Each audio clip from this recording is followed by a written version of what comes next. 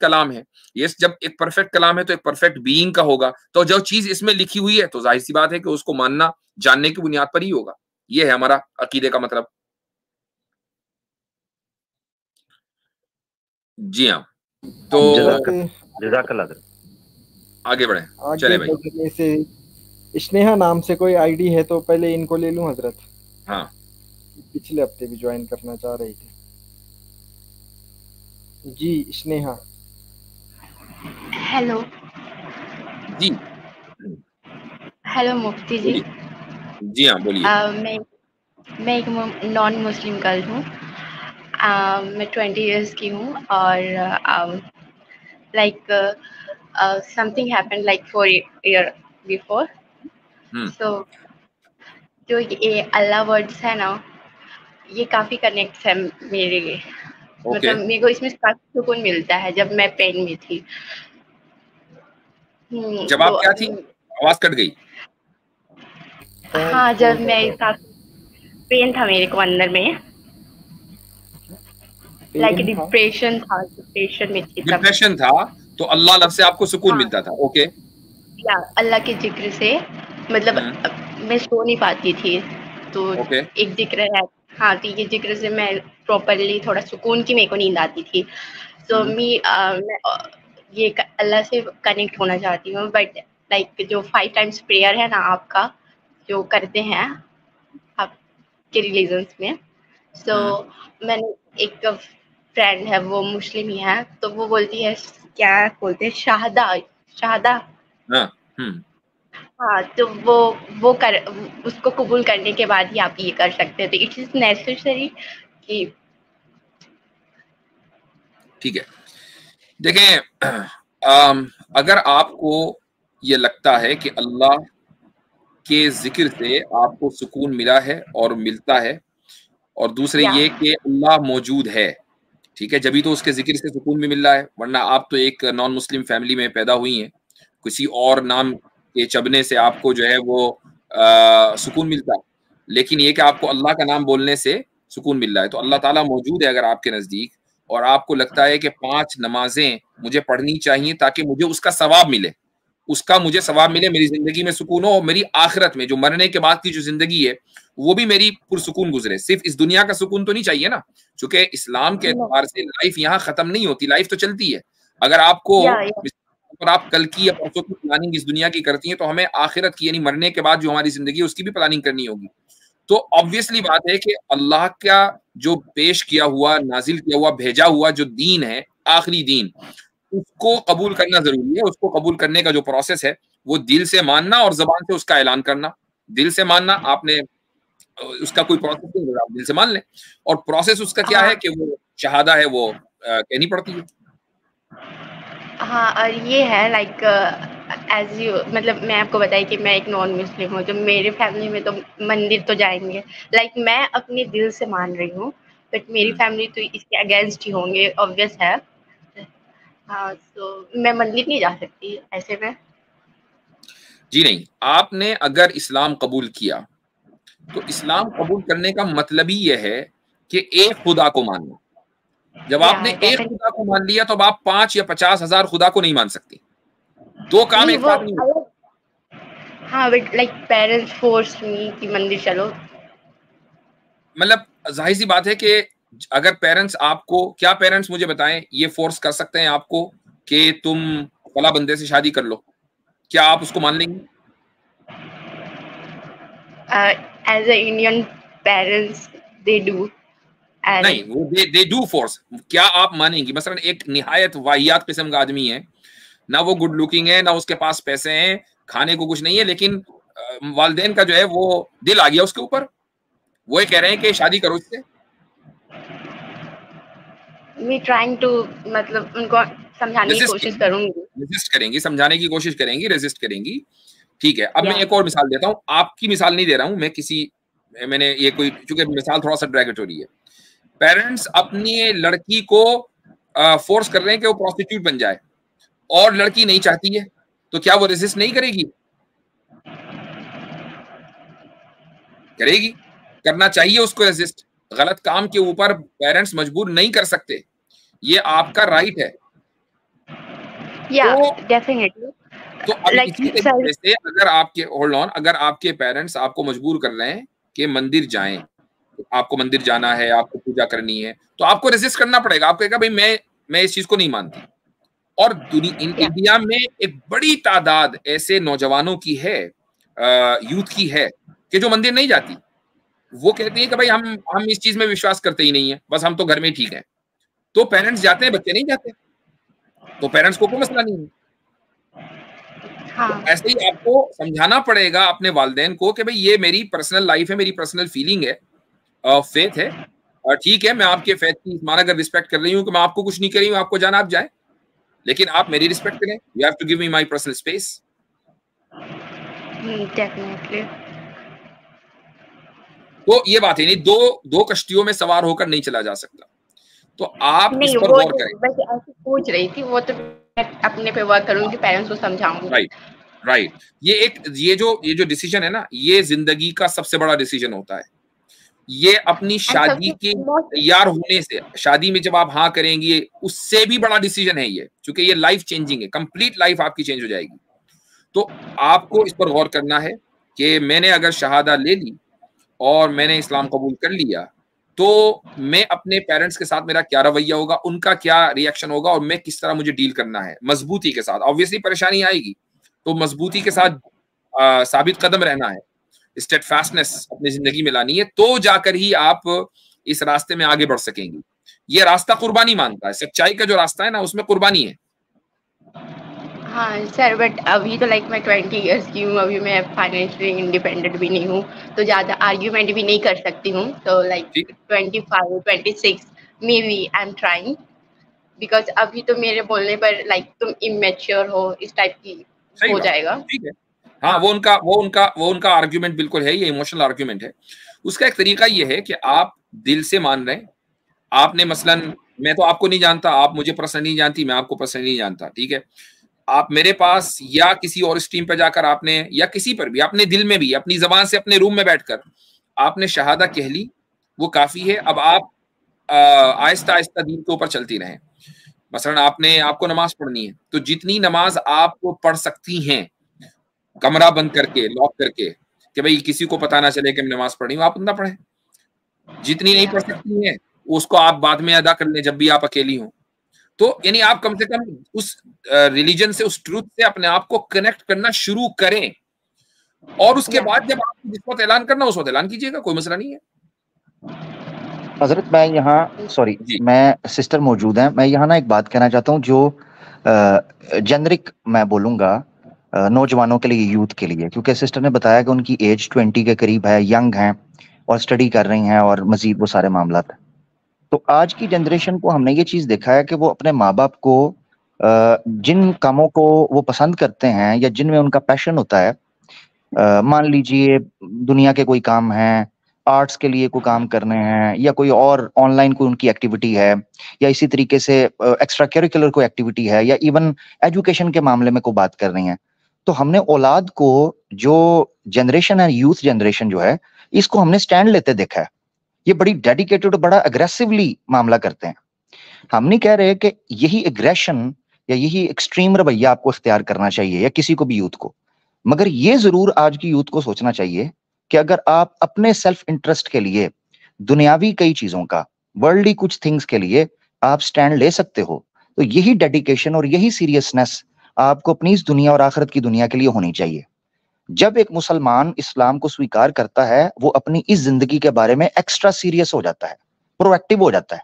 उसको ये फिक्र ज्यादा होनी चाहिए कि भाई मैं इस जिंदगी को, अपनी जॉब, अपने कैरियर, अपने फ्यूचर सिर्फ इस तक महदूद नहीं रखूंगी या रखूंगा, बल्कि मैं इससे आगे बढ़कर चीजों को देखूंगा। जब आप ये पावर, ये डेडिकेशन, दीदी जो मैं आपको बोल रहा हूं, अगर आप ये डेडिकेशन लेके आए ना, तो फिर आपके लिए लोगों के दिल भी नर्म हो जाएंगे, अल्लाह ताला असबाब पैदा करेंगे, रास्ते खुल जाएंगे। कुरान में अल्लाह ताला फरमाते हैं, औज़ुबिल्लाहि मिनश्शैतानिर्रजीम, सूरह हुजुरात की आखिरी आयत है कि वल्लज़ीना जाहदू फीना लनहदियन्नहुम सुबुलना, जो हमारी खोज के लिए कष्ट करता है, त्यागता है चीजों को, दुनियावी चीजों को, लनहदियन्नहुम सुबुलना, उसके लिए हम बहुत से रास्ते खोल देते हैं, उसके लिए आसानियां, ईजीनेस पैदा हो जाती है। तो दीदी, ये अगर आप डेडिकेशन इस मामले के अंदर शो करें, आपको पता चलेगा कि दुनिया में लड़कियां, लड़के, आजकल के नौजवान कितनी फजूल चीजों के लिए, मीनिंगलेस चीजों के लिए अपने माँ बाप से झगड़ पड़ते हैं और स्टैंड लेते हैं। ये तो सबसे बड़ा खजाना है जो आपके हाथ लगा है, इसके लिए तो जरूर करना चाहिए। Thank you. जी हाँ, ठीक है। और मैं समझता हूं कि एक आपकी तरफ से एक आर्ग्यूमेंट अपने पेरेंट्स के सामने ये हो सकता है कि भाई 4 साल पहले जो मेरी सिचुएशन थी वो आप उसको जानते हैं, मैं डिप्रेशन में थी और मुझे अल्लाह के लफ्ज से, इस नाम से मुझे सुकून मिला, तो इसमें कोई ट्रूथ है तभी तो सुकून मिला होगा, वरना फिर सुकून क्यों मिलता। ये आर्ग्यूमेंट या ये बात बार बार अगर नहीं आई है तो बार आनी चाहिए, और अगर आई है तो बार बार आनी चाहिए। और जितना आप कोशिश करेंगी, देखें पानी अगर पत्थर के ऊपर टपकता रहे तो वहां पर भी पत्थर में भी सुराख हो जाता है, तो इंसान का दिल तो फिर पत्थर नहीं है ना, तो गुफ्तगू करें। हाँ, तो मैं ये बड़ा स्टैंड मतलब थोड़ा 25 जब फाइनेंशियल इंडिपेंडेंट हो जाऊं तब थोड़ा कर सकती हूँ, अभी तो दैट्स फाइन, वो आपकी अपनी है। हमारा काम ये है कि आपको हमने आपको रास्ता बता दिया है, बात बता दी है, जो चीज है कि किस तरीके से होना चाहिए। बाकी आपकी मर्जी है कि आप कब स्टैंड लेना है और कब आप ट्रुथ कबूल करना चाहती हैं, it's entirely up to you. Thank you so much sir. ठीक है, ओके, चलें, थैंक यू। हजरत ये मेरी इस्लाह करवा दी है मुफ्ती अब्दुल्ला मिनाज साहब ने, अल्लाह इनको जज़ाए खैर दे। सूरह अल हुजरात नहीं, सूरह अनकबूत की आखिरी आयत थी, वल्लदीना जाहदू। जज़ाकल्लाह। जी जी जी जी, जज़ाकल्लाह। ये है कुरान की हिफाजत, अल्हम्दुलिल्लाह। हाँ माशाल्लाह, बिल्कुल। एक लफ्ज अगर फौरन लोग जो है बोलने पड़ता, भाई आपने गलत पढ़ दिया। बिल्कुल बिल्कुल। यानी हजरत कुरान की हिफाजत का एहतमाम इस कदर है कि नमाज में आपको हल्की सी भी हरकत करने को मकरू जाना गया है, यानी ममनू कहा गया कि ये मुनासिब नहीं है। मगर कुरान अगर इमाम कुछ ऊपर नीचे कर जाए तो उसको मुक्तदी बकायदा ऊंची आवाज से रोक सकता है, आयत ठीक करवा सकता है। जी हाँ, बिल्कुल बिल्कुल ऐसा ही है। यानी ऐसा हुआ है कि स्ट्रीम में कभी कभी जैसे किसी आयत का रेफरेंस देते हुए हमें याद नहीं आ रहा है या कोई गलत पढ़ दी हमने, तो कमेंट्स में लाइन लग जाती है कि नहीं ये आयत है। इतने माशाल्लाह लोगों को कुरान की आयतें पता है, नहीं बल्कि कुरान के हुफ्फाज हैं। ये आपको किसी दूसरे रिलीजन में इसकी नजीर नहीं मिलती है, ये है ही नहीं, इसकी मिसाल ही नहीं है। हजरत आए भी कहां से, जब उन्होंने पढ़ा ही नहीं अपने शास्त्रों को, तो किसको पता कौन सही पढ़ रहा है कौन गलत पढ़ रहा है। बिल्कुल सही। ये तो तभी पता चलेगा कि जब लोग कॉन्टिन्यूसली रिवीजन करेंगे, अपनी जिंदगियों के अंदर कुरान की तिलावत होती रहेगी, तब उनके कान खड़े होते हैं कि यार ये तो गलत पढ़ दिया। जब जिन्होंने पढ़ना ही नहीं, ना वेदास को ना बाइबल को कभी जिंदगियों से गुजारना है, फिर जो कोई पढ़ता रहे वो कहते हैं ठीक है। सही। चलें जी, तो अगले कॉलर को ले लें भाई। ये जगन्नाथ पिछली मरतबा भी आए थे।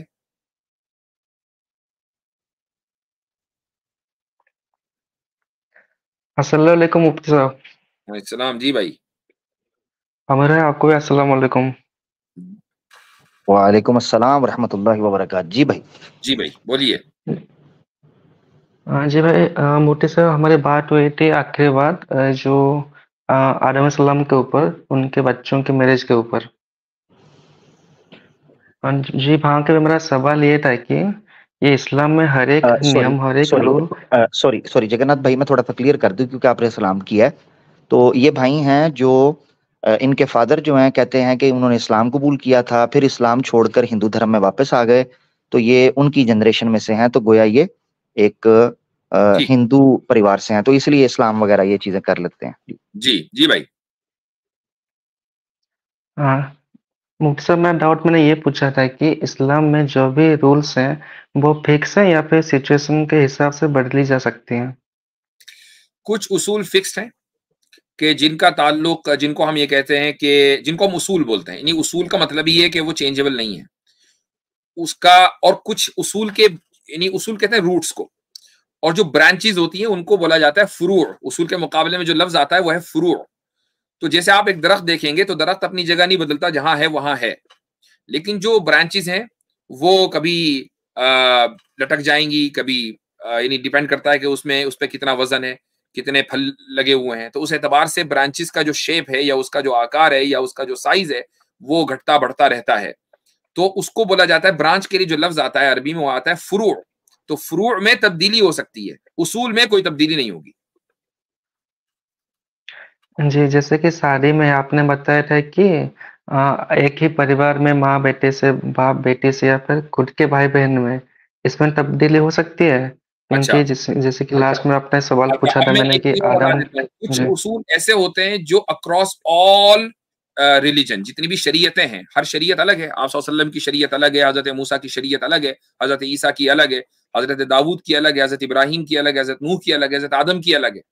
कुछ उसूल ऐसे हैं जो अक्रॉस तमाम शरीयतें वो एक ही रहेंगे, उनमें कोई तब्दीली नहीं होगी, उनको उसूल का दर्जा दिया जाएगा। मिसाल के तौर पर खुदा एक है, इंसान को खुदा ने पैदा किया है, एक मकसद के लिए वो इस दुनिया में आया है, मरेगा तो उसके बाद अगली जिंदगी है, रोज़े जज़ा है वगैरह, उसका हिसाब किताब होगा। ये सारी चीजें जो हैं, और खुदा एक है तो उसकी इबादत करनी है, उसकी इबादत इस तरह करनी है, ये तमाम शरीयतों में एक उसूल है, इनमें कोई तब्दीली नहीं होगी। ऐसा नहीं होगा कि हजरत आदम की शरीयत में तो खुदा दो हैं और हजरत इब्राहिम की शरीयत में एक है। ऐसा नहीं होगा कि हजरत आदम की शरीयत में खुदा की इबादत नहीं होगी, हजरत इब्राहिम की शरीयत में खुदा की इबादत होगी, ऐसा नहीं है। कुछ चीजें ऐसी होती हैं कि जो इस शरीयत में, मतलब हमारी जो शरीयत है, रसूल अकरम सल्लल्लाहु अलैहि वसल्लम की जो शरीयत है, उसमें उसूल के दर्जे में है, और पिछली शरीयत में वो उसूल के दर्जे में नहीं है। उसकी भी आप मिसाल ले लें। उसकी मिसाल है कि हजरत मूसा की शरीयत में, मसलन तौरात में, या जो यहूदी हैं उनके यहाँ गोश्त, ऊंट का जो गोश्त है उसको हराम करार दिया गया। ऊंट की कुर्बानी उनके यहाँ नहीं हो सकती है, वो हराम है। लेकिन इस्लाम में ऊंट की कुर्बानी हो सकती है। उनके यहाँ ऊंट की कुर्बानी का हराम होना ये उसूल के दर्जे में है। तो कुछ उसूल ऐसे हैं जो अक्रॉस द शरिया बदलते हैं और वो हमेशा एक जैसे नहीं रहते। तो ये डिपेंड करता है कि वो कौन सी चीज है। जी जी, वो मैं सवाल में आपको लास्ट में ही पूछा था कि आदम के जो बच्चे थे उनके अंदर तो एक ही माँ बाप के बेटों में, मतलब एक ही खून के रिलेशन के भाई बहन में शादी हुई थी। एक उसूल है जो अक्रॉस द शरिया नहीं बदलेगा, वो ये है कि औलाद की माँ बाप से शादी कभी नहीं हो सकती। ना हजरत आदम की शरीयत में उसकी गुंजाइश है, ना रसूल अकरम सल्लल्लाहु अलैहि वसल्लम की शरीयत में गुंजाइश है, और ना ही बीच में जितनी शरीयत आए हैं उनमें किसी भी शरीयत के अंदर गुंजाइश है। औलाद और माँ बाप में निकाह का ताल्लुक पॉसिबल नहीं है, नहीं होगा, कभी नहीं होगा। अच्छा, उसके बाद माँ बाप की जो औलाद है उसको बोलते हैं हम फ्रू। ये फ्रू का लफ्ज यहां भी इस्तेमाल होता है, मैंने लास्ट टाइम भी बोला था। तो फ्रू में निकाह हो सकता है या नहीं, ये शरीयत टू शरीयत वेरी करता है। हजरत आदम अलैहिस्सलातु वस्सलाम की शरीयत में इसकी गुंजाइश थी, लेकिन रसूल अकरम सल्लल्लाहु अलैहि वसल्लम की शरीयत में, या आपसे पहले हजरत मूसा की शरीयत में, हजरत ईसा की शरीयत में, हजरत इब्राहिम की शरीयत में उसकी गुंजाइश नहीं है। ठीक है, तो ये उस कैटेगरी में आएगा जो शरीयत बदलते हैं। हाँ, मतलब ये परमिशन सिर्फ आदम सलाम को था। जी हाँ, बिल्कुल, ये सिर्फ हजरत आदम की शरीयत में इसकी गुंजाइश थी, और उसमें भी कंडीशन थी। वो कंडीशन ये थी कि एक प्रेगनेंसी से, जैसे कहा मैंने कि एक लड़का होता था, एक लड़की होती थी, तो इनमें आपस में निकाह नहीं हो सकता था, बल्कि उनको आपस में हकीकी तस्लीम किया गया। एक प्रेगनेंसी की लड़का और दूसरी प्रेगनेंसी की लड़की, इनमें आपस में निकाह को जायज करार दिया गया वक्ती जरूरत के लिए। वक्ती जरूरत थी नस्ल इंसानी को बढ़ाना एक माँ बाप की औलाद से, ताकि सब में यूनिटी रहे, अलग अलग स्पीशीज ना बने। जैसे मोहम्मद सल्लल्लाहु अलैहि वसल्लम के ऊपर कुरान नाजिल हुई थी, वैसे आदम सल्लल्लाहु अलैहि वसल्लम के ऊपर तो कोई नाजिल हुई होगी बुक जिसमें ये लिखा होगा। हजरत आदम अलैहिस्सलातु वस्सलाम को वही दी गई है। वही का मतलब है कि आप हजरत आदम अलैहिस्सलातु वस्सलाम से अल्लाह ताला ने कलाम किया है। उसको कहीं कंपाइल किया गया या नहीं, किसी किताब में उसको लिखा गया नहीं, इसकी हमारे पास कोई इंफॉर्मेशन नहीं। मोस्ट लाइकली उसको कहीं लिखा नहीं गया, सिर्फ वही की शक्ल में हजरत आदम के पास था। हजरत आदम ने वो अपनी औलाद को सिखाया, और उस वही में जो ज्यादातर मालूमात थी वो ये थी कि इस दुनिया में जिंदगी कैसे गुजारनी है।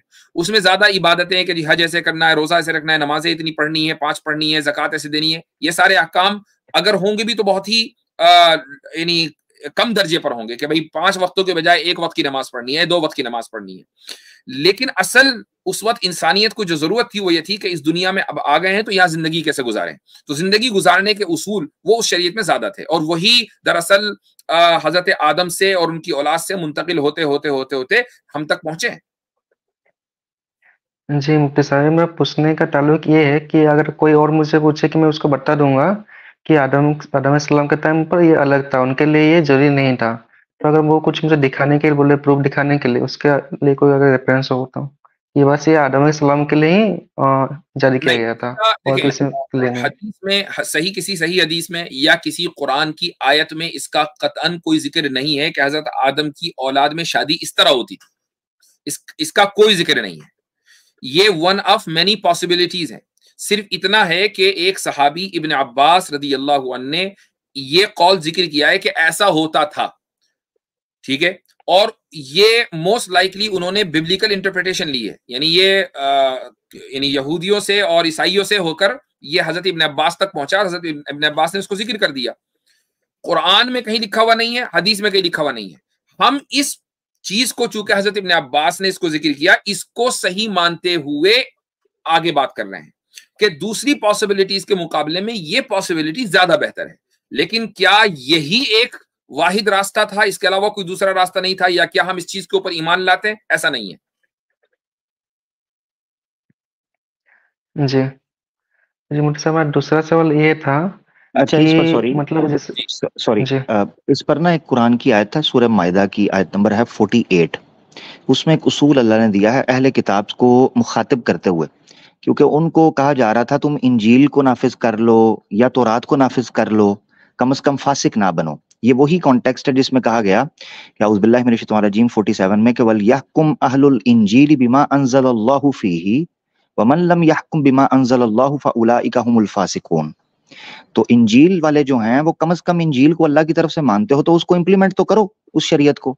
और तौरात वाले अगर तौरात को अल्लाह की तरफ से मानते हो तो उसको इंप्लीमेंट करो। उसके बाद कहा गया कि हमने फिर आपकी तरफ एक किताब उतारी जो सबकी तस्दीक करती है और इन पिछली किताबों की हिफाजत करती है, तो बस आप उसके मुताबिक फैसला करें जो आप पर अल्लाह ने नादिल किया है, और आपने हक के अलावा किसी और की पैरवी नहीं करनी। अब इस जुमले के बीच में फिर एक सवाल उठता था, यही कि फिर पिछली शरीयतों का इस शरीयत से अगर मुख्तलिफ होना, उसका क्या मकसद है? तो अल्लाह ने कहा लिकुल्लिन जअलना मिनकुम शिरअतन व मिनहाजा, हर कौम के लिए उनकी अंबिया की मौजूदगी के अंदर हमने हर एक के लिए एक शरीयत और उनका एक मनहज बनाया था जिस पर वो चलते हैं। और वो भी आयत है वलिकुल्ली अजलिन किताब। उससे भी पता चलता है कि हर कौम के लिए हर वक्त के पैगंबर को रखते हुए सामने और हालात को रखते हुए उनको एक शरीयत और मिनहाज दिया गया था जिस तरीके पर वो इंप्लीमेंट करवा सकें। इससे भी ये चीज पता चलती है कि उसूली, और ये नुक्ता यहां से निकल सकता है जो जिसकी तरफ हजरत तवज्जो फरमा रहे हैं कि शरीयत मोहम्मदी अलैहिस्सलातु वस्सलाम में जब इन चीजों को मुहर्रमात में रखा गया है, इन केस अगर माना जाए इस अंडरस्टैंडिंग को जो हजरत पेश कर रहे हैं, तो उसका तरीकाकार फिर यह है कि नबी पाक सल्लल्लाहु अलैहि वसल्लम की शरीयत में इनकी हुर्मत इस चीज की तरफ इशारा कर देती है कि इसकी तनसीख हो चुकी हुई है। इसकी तनसीख जैसे कई ऐसे अहकामात में जो माकबल शरीयतों या अंबिया की कौमों के अंदर थे, जिनकी तनसीख का जिक्र आपको मुख्तलिफ जगह पर मिल जाता है, जिसका हजरत ने जिक्र भी किया। जज़ाकल्लाह। ठीक है भाई जगन्नाथ साहब, हो गया आपका सवाल? जी, और 2-3 सवाल हैं। एक कर लें, इसमें मेरे पास और भी लोग हैं, अगली मर्तबा कर लीजिए। जल्दी कर रहा हूँ। नहीं, होल्ड ऑन। जैसे कि अभी गुफ्तगू हो गई ना आपसे, ऑलरेडी 10 मिनट से गुफ्तगू हो गई है, और हमारे पास हमें मुसलमान भाइयों को भी लेना है, तो अब हम अगली मर्तबा आपसे जी बस एक सवाल मुफ्ती साहब, एक सवाल बस क्विकली, और अगर लंबा होगा तो मैं जवाब नहीं दूंगा, मैं अगली मर्तबा जवाब दूंगा, मुख्तसर होगा तो जवाब। जो आफ्टर लाइफ के ऊपर है कि हमें अच्छे काम करे तो हमें हेवन मिलेगा या फिर जहन्नुम मिल रहा है, तो मुफ्ती साहब उसके बाद क्या होगा? पूरी जिंदगी बस हेवन में कटनी है, और वो भी कितने साल, मतलब उसके बाद क्या होगा? इस दुनिया का तो पता चल रहा है कि हमें अच्छे काम करेंगे तो हमें हेवन मिल रहा है, जन्नत मिल रहा है, हेवन ही हेवन है, वहां से नहीं निकल। बाद क्या होगा? तो उसके बाद फिर अच्छी वाली हेवन है, उसके बाद फिर अच्छी वाली हेवन है। यानी ये चीज मैं बता रहा हूं आपको, ये हदीस की बुनियाद पर है कि रोजाना की बुनियाद पर आपको अगर कोई नई चीज मिल रही हो तो अब आप पुरानी चीज, अब आप बोरियत का शिकार नहीं होंगे। और ये सवाल इससे पहले भी एक मरतबा किसी ने किया था, उसका जवाब मैंने दिया था। एक मिसाल दे देता हूँ। मिसाल ये है कि मसलन आप जो है मर्सिडीज बेंज चलाते हैं, ठीक है, तो इतना पैसा है, आपने मर्सिडीज बेंज खरीद ली और आप चला रहे हैं, जबरदस्त। आप 1 महीना एंजॉय करेंगे, 2 महीने करेंगे, 1 साल आपके जहन में होगा यार मैं मर्सिडीज बेंज वाला हूँ। लेकिन 1-2 साल चलाकर आपको लगेगा भाई नॉर्मल सी बात है, बहुत सारे लोग चला रहे हैं, मैं भी चला रहा हूँ। लेकिन अगर आपको ये कहा जाए कि देखो भाई आज तो तुम चलाओगे मर्सिडीज, कल तुम चलाओगे बेंटली, और उसके बाद तुम्हें मिलेगी फरारी, और फिर मिलेगी लैम्बोर्गिनी। तो रोजाना अब आप जो है जब उठेंगे ना सुबह, तो इस शौक में उठेंगे कि आज फला गाड़ी मिलनी है, आज फला गाड़ी मिलनी है। रोजाना नया दिन और नए हालचाल।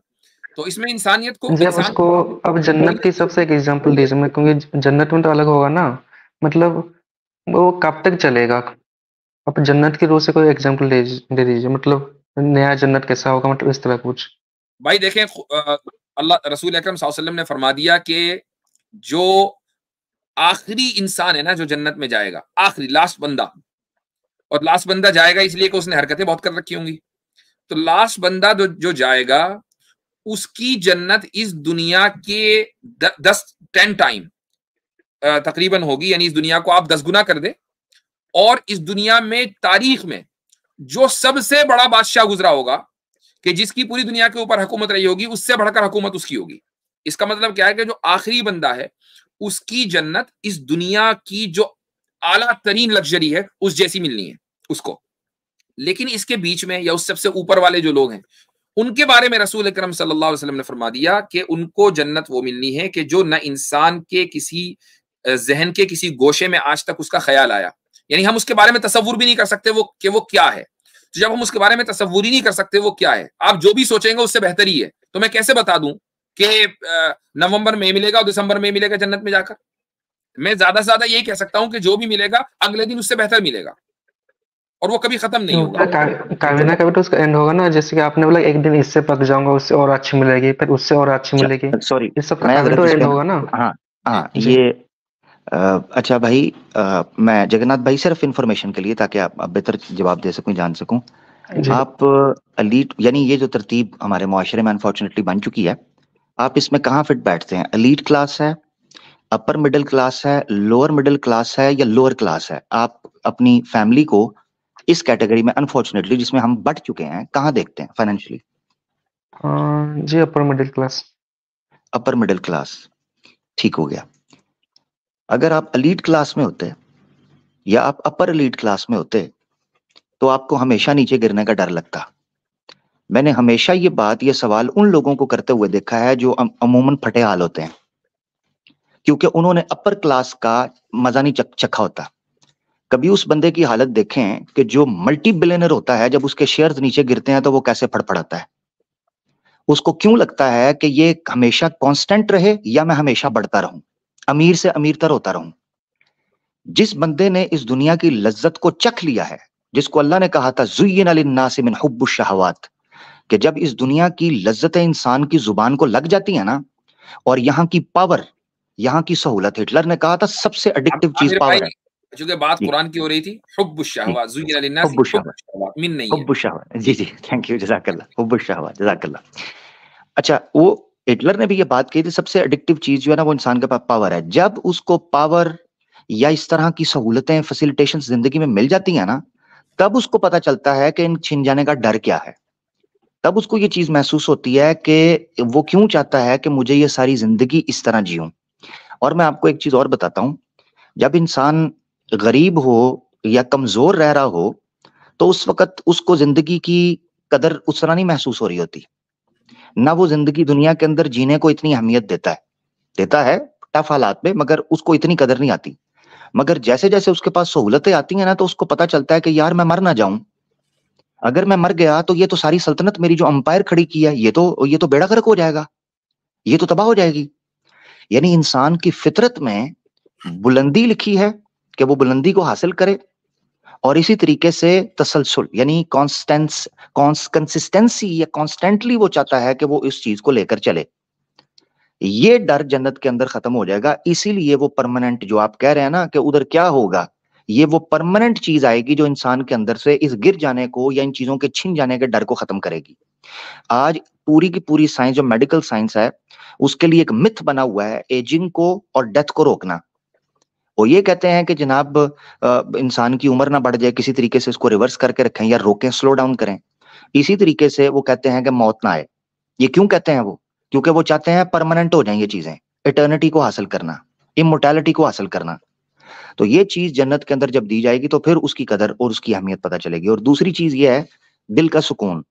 यानी अगर आपको बहुत अच्छी सहूलतें मिल गई हैं तो आप दिल का सुकून भी चाहते हो, तो जन्नत में ये दोनों चीजें होंगी, इसलिए इसकी परमानेंट होने की कदर फिर आपको महसूस होगी। Thank you. लेकिन अमीर उससे आदमी पक नहीं जाएगा। जैसे कि आप देखेंगे कि अभी जो बिलियनर है, सबसे अमीर लोग हैं, आपको वो नॉर्मल ड्रेस में मिलेंगे या फिर नॉर्मल लाइफस्टाइल से मिलेंगे, क्योंकि वो पक चुके हैं। नॉर्मल नहीं है, नॉर्मल नहीं, किसने कह दिया नॉर्मल है? ये मेरे ख्याल से आप मिडिल क्लास भी नहीं हो। जब आप मल्टी बिलियनर बन जाओगे ना, मैंने इसलिए कहा है जब आप मल्टी बिलियनर बन जाओगे उसके बाद मैं पूछूंगा कि आप ये